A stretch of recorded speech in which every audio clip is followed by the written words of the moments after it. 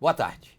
O Na Real na TV de hoje vai entrevistar o economista Arthur Barrionuevo.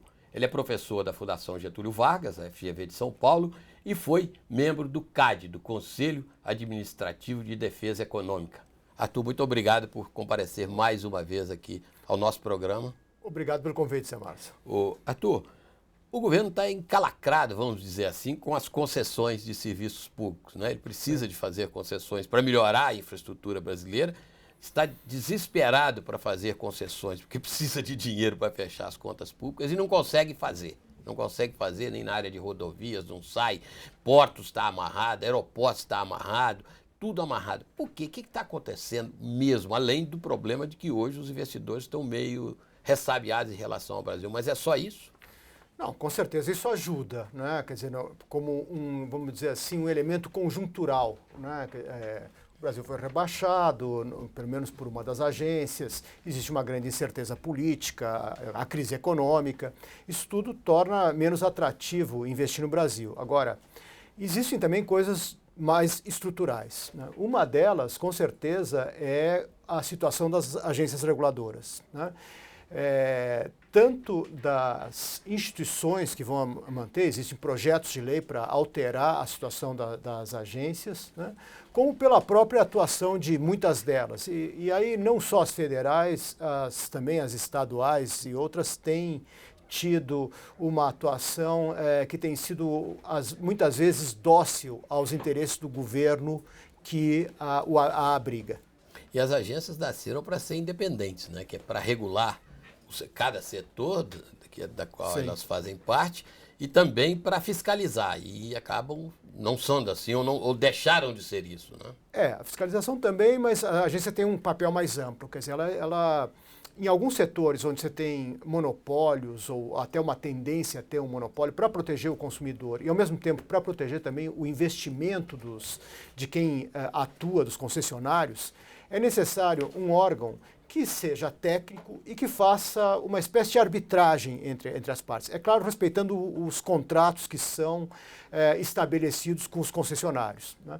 O problema é que o governo atual, e nem é tanto o governo atual Dilma, mas coisas que já aconteceram desde o primeiro governo Dilma, do governo Lula, de que você tem um projeto de lei que quer controlar as agências, o 33, 37 de 04, e ele tem, que foi gestado na época que o ex-ministro Zé Dirceu ainda estava na Casa Civil, né? E ele pretende o seguinte: criar contratos de gestão entre as agências e o respectivo ministério. Ele quer tirar o poder de outorga das agências e repassar para o ministério. Então, são coisas que esvaziariam o poder decisório das agências. Ora, como é que um investidor estrangeiro vai investir em estrada 30 anos, concessões de energia elétrica, de transmissão, de geração, né? Sabendo que, no final das contas, um ministro que é nomeado politicamente pode decidir as questões chaves daquele setor, inclusive do seu próprio contrato. Isso gera, obviamente, uma instabilidade muito grande. Há um outro projeto, né, também mexendo com as agências reguladoras. Existem vários. Hoje um deles, agora eu não lembro o número, foi não considerado, foi arquivado, mas existe um outro que é mais primitivo ainda, que é 413-03, que é de autoria da ex-deputada Thelma de Souza, que pretendia dar o poder ao presidente da República de pura e simplesmente demitir os membros das agências, os diretores das agências. É óbvio que isso é uma arbitrariedade absurda, não tem lugar nenhum do mundo. Lembra um pouco a fala do ex-senador Aloysio Mercadante, quando disse que as agências eram uma terceirização do Estado, né? Como se elas não fossem democráticas. Bom, isso é um absurdo completo, quer dizer, se você pegar regimes como da Coreia do Norte, Stalin e vários outros congêneres, nenhum deles tem agência reguladora. Já nos países democráticos você tem. Então é uma coisa, uma afirmação de tal desconhecimento que chega a causar espécie. Agora, há possibilidade, você esteve em Brasília outro dia, né, conversando Sim. sobre esse assunto, fazendo palestra, inclusive, sobre esse Sim. assunto. Há possibilidade desses projetos andarem no Congresso Nacional? Olha, no momento atual, Nada anda, né? nada anda e ninguém sabe o que pode andar, né? É claro que, como o governo necessita urgentemente, desesperadamente de alguma pauta positiva, alguma coisa para mostrar para a sociedade, e como um projeto desse tipo, com certeza, pelo menos com essas características, certamente vai afugentar ainda mais os investidores, eu acho difícil que algo assim ande. Até mesmo porque dentro do PMDB existem pessoas que têm que circulam mais no meio empresarial e sabem que um negócio desse é completamente irracional do ponto de vista econômico. Agora, Arthur, tem uma outra questão que está pegando muito para o governo, que não envolve as agências reguladoras, mas envolve concessões, que é a questão do marco regulatório do pré-sal. O governo teve enormes dificuldades de leiloar, demorou, aliás, a leiloar os primeiros campos de petróleo do pré-sal, demorou porque estava mudando as regras, Sim. Conseguiu leiloar, mas criou algumas regras que hoje criam para ele problemas. Tanto que, de novo, ele não tem data marcada para tentar pôr gente para tirar esse petróleo do solo. Por quê? Criou uma quase reserva de mercado para a Petrobras. Sim. E agora a Petrobras, numa situação financeira complicada, não tem condições de fazer o que que a lei manda que ela faça. Quer dizer, ser a operadora única do poço, né? E entrar com 30% no mínimo da sociedade e tudo. Com isso, você está parado. Parado, a nossa produção ameaçando cair, né? Porque a bacia de Campos começa a se esgotar, etc, etc. E você não tem um horizonte de 5, 6 anos para aumentar muito a produção. Há um projeto do senador José Serra mudando isto, né? Esses 30%, criando lá uma evasivazinha. Você acha que isto é a saída? E como é que você viu lá em Brasília a discussão dessa questão, que está ligada um pouco às concessões também, mas é um lado muito específico. Bom, até porque tem a ANP no meio disso tudo, que também é uma agência meio reguladora, meio regulada, né? Digamos. É um caso muito particular porque normalmente as agências de energia regulam a energia elétrica e gás, né? Regular petróleo é um negócio muito esquisito, mas aqui no Brasil faz sentido porque você tem um monopolista de fato que é a Petrobras, né? Então, em tese, essa agência deveria de controlar esse poder econômico que a Petrobras tem. Agora, o que acontece é o seguinte, o próprio governo cria situações que levam a situação se agravar de maneira desnecessária, né? Esse é um caso muito peculiar também, com essa obrigação de colocar, na verdade uma espécie de megalomania, né? Aquele negócio de Lula e Dilma com as mãos sujas de petróleo e tal. E aí um nacionalismo um tanto quanto primitivo de achar que o fato de ter a Petrobras em todos os investimentos em novos postos, é como se isso fosse garantir mais a soberania nacional, coisa desse tipo. Ora, o regime anterior já garantia tudo isso, porque você tinha concessão, os concessionários pagavam um certo valor para o governo e estava funcionando, né? O que aconteceu agora? Além dessa obrigação em cima da Petrobras, se obriga também uma porcentagem de equipamento produzido nacionalmente, tá? E um terceiro fato, que aí não tem nada a ver com o governo brasileiro, é que o preço do barril de petróleo caiu pela metade, né? Então, muita coisa que era viável, muito investimento que era altamente lucrativo passou a não ser, né? Inclusive, possivelmente, o pré-sal, né? Cuja extração é muito cara, né? A extração é cara, porque são águas profundas, né? Você tem, como o próprio nome diz, é pré-sal, você tem uma camada de sal a ser superada para que se chegue até o petróleo e tem que fazer subir esse petróleo. Enfim, tem uma série de questões técnicas, né? Mas em termos econômico-financeiros, né, o fundamental foi isso, quer dizer, acabaram com um regime que estava funcionando bem, onde o poder concedente tinha um grau de controle importante sobre o que estava acontecendo, mas ao mesmo tempo não amarrava o investimento estrangeiro para um outro, né? E o que fez esse outro? Esse outro exige da Petrobras algo que ela é incapaz de cumprir, né? Então o que acontece? O investimento ficou parado. Aí, além disso, mudou a conjuntura internacional. Quer dizer, com a crise, com a entrada do gás de xisto americano, petróleo de xisto americano, e outros países também estão fazendo investimento em xisto. Também a decisão estratégica da Arábia Saudita de não diminuir a sua produção. Tudo isso fez com que o preço do petróleo, né, desabasse. E tornou muitos dos projetos na área de petróleo pouco atrativos. Arthur, logo no início você falou da função das agências reguladoras e uma delas é evitar a criação de monopólios. Sim. Não é isso?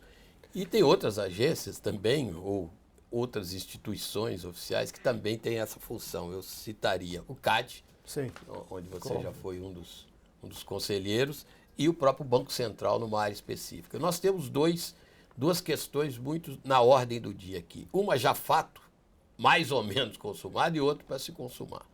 No primeiro, é o caso da compra do HSBC pelo Bradesco. Né? Já houve a compra, sim, mas ainda ela não se consumou porque sim, precisa exatamente deste aval, né, das entidades que fazem a defesa da concorrência. Sim. E aí tem um caso muito específico que, paralelo a isso, mas que vai influenciar isso, há uma disputa entre o CAD e o Banco Central para ver a quem cabe a responsabilidade de julgar esses casos ligados ao sistema financeiro. Como é que você vê essa situação? Olha, é uma disputa que está paralisando, inclusive, a decisão sobre o caso HSBC Bradesco. É um problema. Olha, em 97, quando eu estava no CAD, quer dizer, isso já faz um certo tempo, eu lembro que existia um caso que estava parado lá, era entre o Itaú e o Banco Francês e Brasileiro, e estava paralisado justamente por causa disso, para decidir de quem era a competência legal. Há uma discussão legal sobre se a lei do Banco Central realmente lhe dá a exclusividade sobre esse tema. Houve até no passado uma discussão entre o Banco Central e o CAD para que se fizesse um controle conjunto, como aliás é nos Estados Unidos, né? O Banco Central, que cuida da solvabilidade do sistema financeiro, tem prioridade. Né? Agora, sempre que ele se manifesta sobre um caso de fusão bancária, ele tem que justificar, em termos concorrenciais, porque permitiu. Né?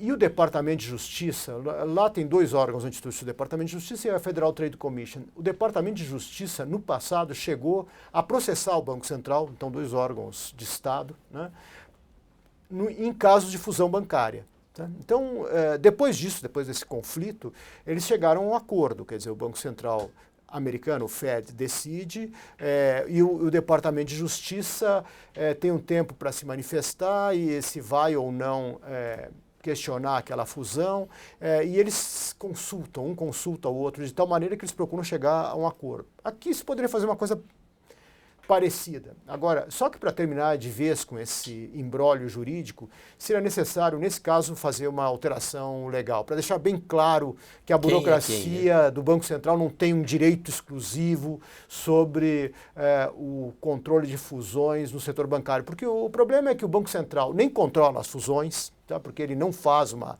análise concorrencial e, ao mesmo tempo, não quer permitir que o CAD o faça. Então, é uma situação complicada, porque, vamos ver, o caso que foi citado agora, o Bradesco e o HSBC. O HSBC está numa situação financeira confortável, quer dizer, não há nenhuma justificativa em termos de risco sistêmico para que só o Banco Central analise esse tipo de fusão. Né? Mas, como isso vai ser feito, é difícil de prever. O outro caso, Arthur, é a possível fusão, ou a proposta de fusão entre a Oi e a TIM no setor de telecomunicações. Sim. Né? Isso está aí na ordem do dia, né?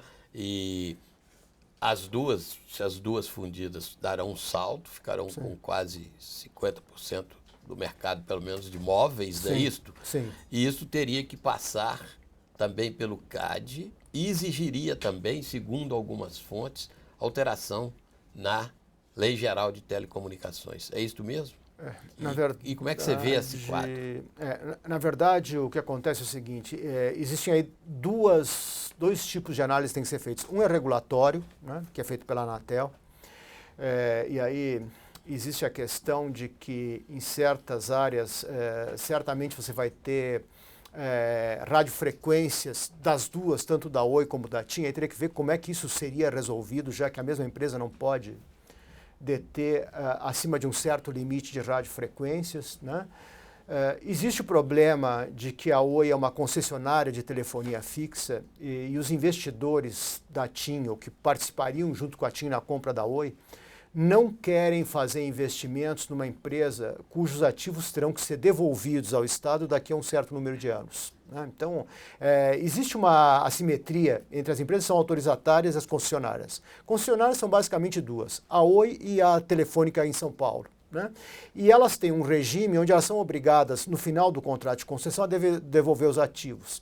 Então isso atrapalha novos investimentos em cima da base dessa rede mais tradicional que já existe. Então esse é o primeiro problema, e que é grave. Agora, é claro que o final das concessões é uma discussão complexa e também não pode ser resolvida porque a Oi e a TIM querem formar uma empresa, né? Isso é uma questão importante demais para ser tratada com ligeireza, né? Eu sou favorável a acabar com o regime de concessões no setor de telecomunicações, mas isso tem que ser discutido. E o segundo ponto é o problema concorrencial. Realmente, você vai criar uma empresa que vai ter... A TIM tem entre 25 e 30, a Oi tem um pouco menos de 20, você vai ter entre 45 e 50% do mercado. E realmente tem que se discutir quais vão ser os efeitos concorrenciais dessa fusão. Você vai criar uma empresa muito maior que as outras duas, que são a Vivo e a Claro. Agora, aliás, nessa questão de concorrência, aí, numa linha trazida pela evolução tecnológica, você também tem alguns outros debates que estão fervendo no Brasil hoje, eu acho que lá fora também estão um pouco, e que há pressões de setores, pelo menos claramente, contra a entrada desses concorrentes, ou pelo menos o uso desses concorrentes. A gente tem prefeitos dando cabeçada na Uber por aí, né, nos táxis da Uber, não é isso? Sim. Que é querendo regulamentar o uso disso, usar. Sim. E há uma reação grande das companhias estabelecidas contra, por exemplo, Netflix, WhatsApp e outros aplicativos que estão tomando o mercado deles. Como é que você está vendo essa situação? Há pressões em cima do governo, inclusive, para tentar resolver esta questão. Olha, eu acho que essas pressões, vamos pegar no caso das telecomunicações, são inúteis. Quer dizer, primeiro porque o Netflix pode inclusive nem estar no Brasil, que ele tem condições de continuar prestando serviço. Então, é claro que isso atrapalha, com certeza, mas é uma mudança tecnológica que com a qual as teles vão ter que conviver, não tem alternativa. Tanto é que você pegar empresas que têm sido mais ágeis na área de internet, como a NET ou a própria Globo, elas próprias criaram seus Netflix, exatamente, né? Seus serviços para competir com o Netflix. Quer dizer, então, e eu acho que isso é um movimento inevitável. Idem o WhatsApp. Quer dizer, existe uma tendência, não só no Brasil, mas mais no mundo, onde já está mais avançada, de que as operadoras de telecomunicações vão vender pacotes de dados. E voz vai ser uma coisa que tende a ser irrelevante, né? E dados é qualquer coisa, né? Inclusive o Netflix e os outros, né? E inclusive voz, via WhatsApp, via o Skype, ou seja o que for. Quer dizer, então, o modelo de negócio das teles tem que se alterar. É algo meio doído, né? Quer dizer, as empresas verem suas receitas se esfumaçando, né? Mas é algo que também é inevitável. Quanto ao Uber, quer dizer, você tem visto uma coisa no Brasil que é o atraso mesmo, né? Quer dizer, como existe um cartório no setor de táxis e a licitação de ônibus em São Paulo, então é uma coisa muito Esse pior. É um assunto também que vale quase um programa, né? O prefeito Haddad fez uma coisa que chega às beiras, às raias do ridículo, né? Criar um táxi preto como se isso fosse o Uber, mas na verdade é um táxi como outro qualquer, só que é preto e com carros mais de luxo, mas com os mesmos vícios, os mesmos defeitos que o sistema de táxis tem hoje, que é você ter um número restrito de concessões, de autorizações, né? Os chamados alvarás, que tem a propriedade de alguns que alugam, inclusive, para os motoristas de táxi que efetivamente trabalham, né? Quer dizer, você parece a coisa que antigamente existia na telefonia fixa, quer dizer, você tinha o dono de linhas que alugavam esses telefones. Bom, eu acho que vai ser difícil impedir a modernização.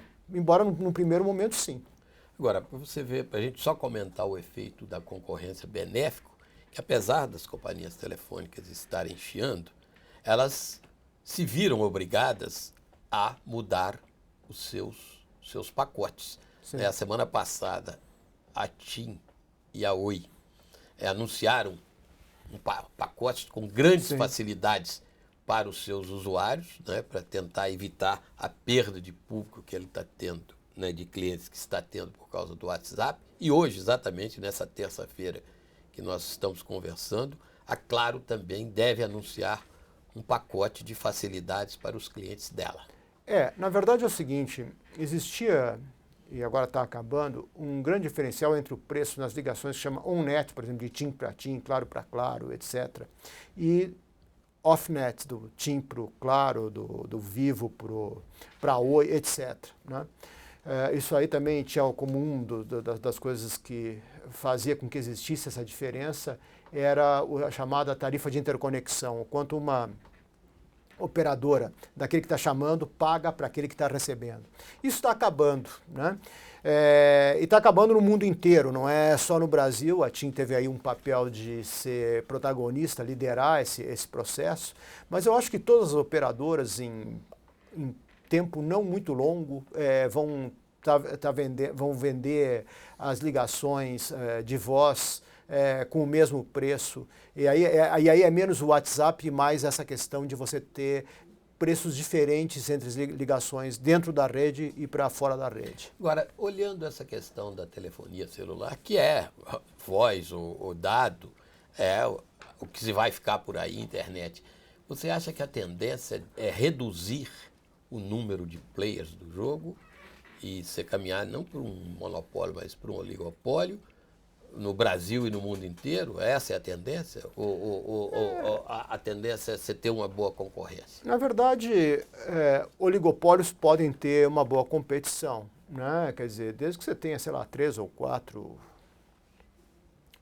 competidores, isso depende também do tamanho do mercado. É claro que no Brasil você tem espaço, tem escala para ter 4 competidores, por exemplo, na telefonia móvel ou mesmo nos serviços fixos. Você não tem isso em países pequenos, quer dizer, imagino que no Uruguai ou em outros mercados pequenos, ou mercados europeus que são pequenos também, na Bélgica, etc., o número de players tende a se reduzir, né? Eu acho que a tendência é muito mais a concentração internacional, ou seja, a mesma empresa atuando em vários países, do que você ter um duopólio ou um monopólio em um país específico. Eu creio que nos países com um mercado de tamanho médio para grande, com certeza existe espaço para ter 3 ou 4 competidores. Arthur, para encerrar, que nosso tempo terminou rapidamente, né, a nossa meia hora, uma pergunta que cabe, todo brasileiro faz, é a questão da qualidade dos serviços de internet. Questão de velocidade, porque se vende uma coisa, o que se entrega é outra. E as interrupções, o 4G não funciona praticamente, o 3G numa esquina funciona, na outra não funciona. A agência reguladora nisso, como é que ela age? Olha, ela falha? Eu acho que a agência reguladora melhorou muito nisso. Hoje ela tem sistemas de aferição de qualidade que são, nos últimos 2, 3 anos, depois que houve aquela interrupção de venda, né? E todos os sistemas de controle tinham falhado, porque eles eram muito primitivos. A Anatel fez ou criou novos sistemas e você tem hoje uma avaliação muito melhor do que era no passado, né? O 4G ainda está numa situação de implantação no Brasil, quer dizer, então isso dá uma certa limitação. Agora, eu chego a mensurar a volta e meia a velocidade da minha conexão. E é muito raro não ter uma velocidade mínima de, no mínimo, uns 10, 20 mega, né, aqui na cidade de São Paulo, né, e mais na zona central. Sim, mas você paga 30, tem 10? Não sei se você paga 30, mas não, eu conheço muito exemplo de você paga... Ali não tem uma definição de velocidade. Aonde há mais definição de velocidade é na banda larga fixa. E isso acontece pelo seguinte: na banda larga móvel fica muito difícil de se garantir um determinado valor. Por quê? Porque depende do número de pessoas que está acessando uma estação rádio base, uma determinada antena, tá? Então, se tiver muita gente num determinado local, certamente você vai ter uma redução de velocidade. E aqui no Brasil, aí já é uma outra longa discussão que não vai dar tempo, é o problema de que as municipalidades complicam tudo o que podem a instalação de novas antenas por parte das operadoras. Aí fica difícil. Tá certo, Arthur Barro-Neuve, obrigado pela entrevista. Tá bom. Até uma próxima Obrigado. vez. E o Na Real, na TV, volta na próxima semana com uma outra entrevista.